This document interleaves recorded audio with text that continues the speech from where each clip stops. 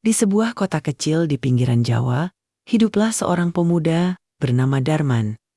Sejak kecil, hidupnya penuh dengan kesulitan. Ayahnya meninggal dunia ketika ia baru berusia 10 tahun, meninggalkan ibu dan adiknya yang masih kecil. Ibunya hanyalah seorang buruh cuci dengan penghasilan tak menentu.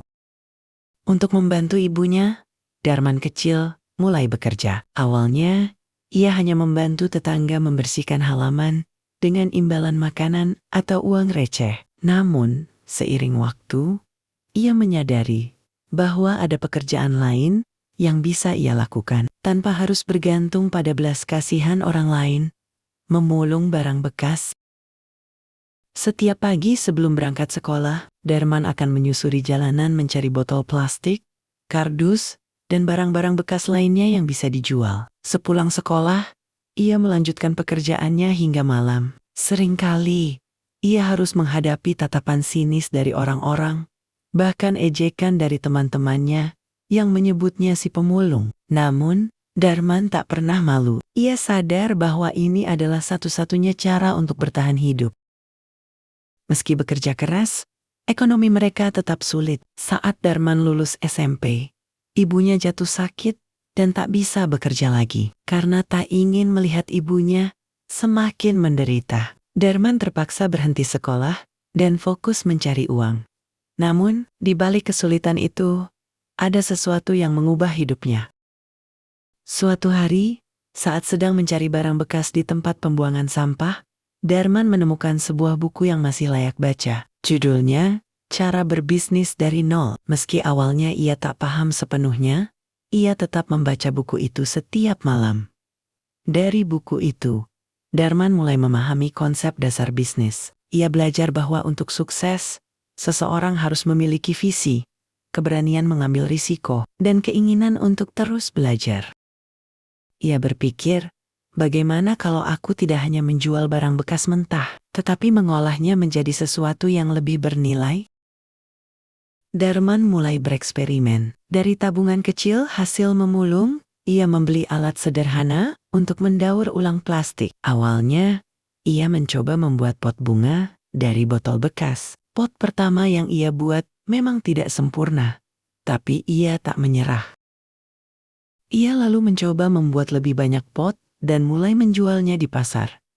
Awalnya, tak ada yang tertarik. Namun, Darman terus berusaha. Ia menghias pot buatannya agar lebih menarik dan menjualnya dengan harga lebih murah dibanding pot biasa. Akhirnya, ada satu pembeli yang tertarik. Pembeli itu adalah seorang ibu yang memiliki toko tanaman. Ia sangat menyukai pot buatan Darman karena ramah lingkungan. Dari sinilah jalan kesuksesan Darman mulai terbuka. Sang ibu menawarkan untuk membeli lebih banyak pot jika Darman bisa membuatnya dalam jumlah besar. Masalahnya, Darman tak bisa mengerjakan semuanya sendiri. Lalu, muncul ide di benaknya, bagaimana kalau aku mengajak pemulung lain untuk bekerja sama, membangun jaringan, dan mulai berkembang.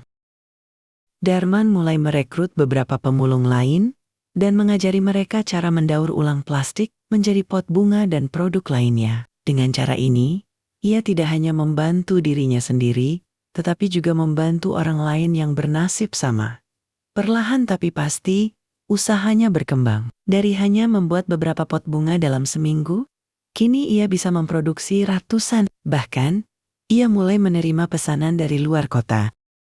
Tak berhenti di situ, Darman berpikir lebih jauh. Ia mulai bereksperimen dengan produk lain, seperti kursi kecil dari limbah kayu dan kerajinan tangan dari barang bekas. Bisnisnya semakin berkembang pesat. Ujian dan tantangan.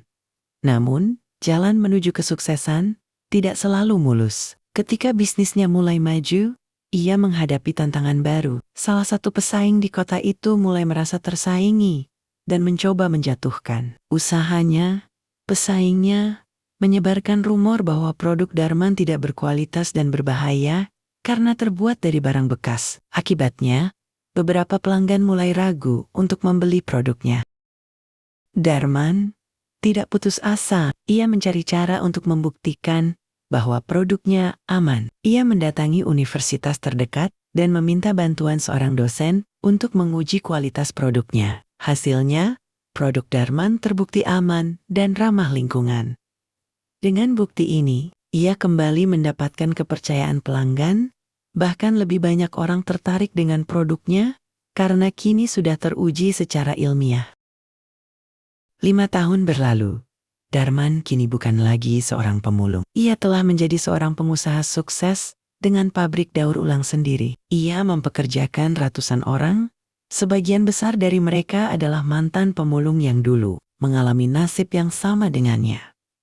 Ia juga mulai memberikan beasiswa bagi anak-anak dari keluarga kurang mampu agar bisa tetap bersekolah. Darman tidak ingin ada anak lain yang harus putus sekolah seperti dirinya dulu.